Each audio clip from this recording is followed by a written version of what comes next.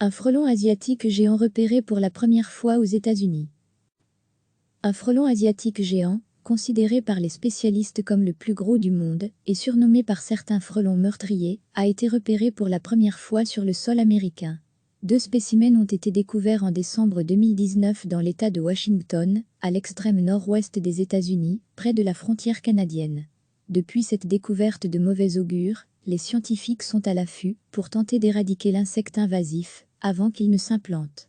On ignore encore à ce stade comment ce frelon géant, Vespa mandarinia, qui peut atteindre près de 5 cm de long, est arrivé jusqu'aux États-Unis.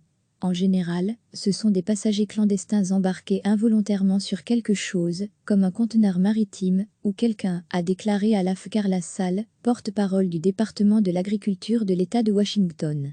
Distinct du frelon géant, le frelon asiatique à pattes jaunes, Vespa velutina nigrithorax, qui a commencé à coloniser une partie de l'Europe de l'Ouest, est lui-même probablement arrivé en 2004, dans une cargaison de poteries en provenance de Chine, livrée dans le sud-ouest de la France d'où il a essaimé. Dans le nord-ouest des États-Unis, les experts estiment qu'il y a déjà plus de frelons géants que les 2 spécimens retrouvés l'an dernier et sont en train de lancer une campagne pour appeler le public à leur signaler tout hyménoptère suspect. Avec ces signalements et la pose de pièges, nous espérons avoir une meilleure idée des zones où ils se trouvent et essayer de les éradiquer, a expliqué Madame Sall. Les entomologistes redoutent que s'il n'est pas éliminé d'ici environ 2 ans, le frelon meurtrier puisse se diffuser en Amérique du Nord et s'y établir définitivement. Il s'attaque surtout aux ruches, dont il décime les abeilles, pour nourrir ses larves, mais sa piqûre est particulièrement douloureuse pour les humains. C'est surtout pour les colonies d'abeilles, déjà en net déclin dans de nombreuses régions du monde, que les frelons sont une menace à prendre au sérieux.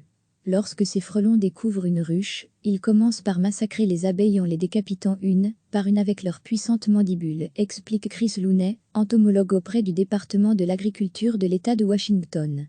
Les prédateurs occupent ensuite la ruche pendant une semaine, voire plus, le temps de se repaître des pupes, cocons et des larves laissées par les abeilles. Recevez chaque matin l'essentiel de l'actualité.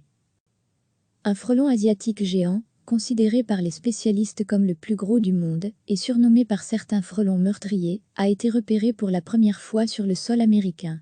2 spécimens ont été découverts en décembre 2019 dans l'État de Washington, à l'extrême nord-ouest des États-Unis, près de la frontière canadienne. Depuis cette découverte de mauvais augure, les scientifiques sont à l'affût pour tenter d'éradiquer l'insecte invasif avant qu'il ne s'implante.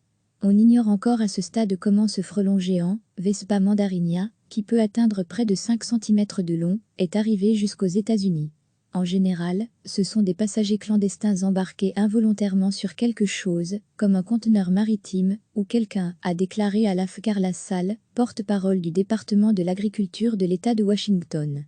Distinct du frelon géant, le frelon asiatique à pattes jaunes, Vespa velutina nigrithorax, qui a commencé à coloniser une partie de l'Europe de l'Ouest, est lui-même probablement arrivé en 2004, dans une cargaison de poteries en provenance de Chine, livrée dans le sud-ouest de la France d'où il a essaimé. Dans le nord-ouest des États-Unis, les experts estiment qu'il y a déjà plus de frelons géants que les 2 spécimens retrouvés l'an dernier et sont en train de lancer une campagne pour appeler le public à leur signaler tout hyménoptère suspect. Avec ces signalements et la pose de pièges, nous espérons avoir une meilleure idée des zones où ils se trouvent et essayer de les éradiquer, a expliqué Madame Sall. Les entomologistes redoutent que s'il n'est pas éliminé d'ici environ 2 ans, le frelon meurtrier puisse se diffuser en Amérique du Nord et s'y établir définitivement. Il s'attaque surtout aux ruches, dont il décime les abeilles, pour nourrir ses larves, mais sa piqûre est particulièrement douloureuse pour les humains. C'est surtout pour les colonies d'abeilles, déjà en net déclin dans de nombreuses régions du monde, que les frelons sont une menace à prendre au sérieux. Lorsque ces frelons découvrent une ruche, ils commencent par massacrer les abeilles en les décapitant une par une avec leurs puissantes mandibules, explique Chris Looney, entomologue auprès du département de l'agriculture de l'État de Washington. Les prédateurs occupent ensuite la ruche pendant une semaine, voire plus, le temps de se repaître des pupes, cocons et des larves laissées par les abeilles. Cliquez sur s'abonner pour recevoir les dernières nouvelles.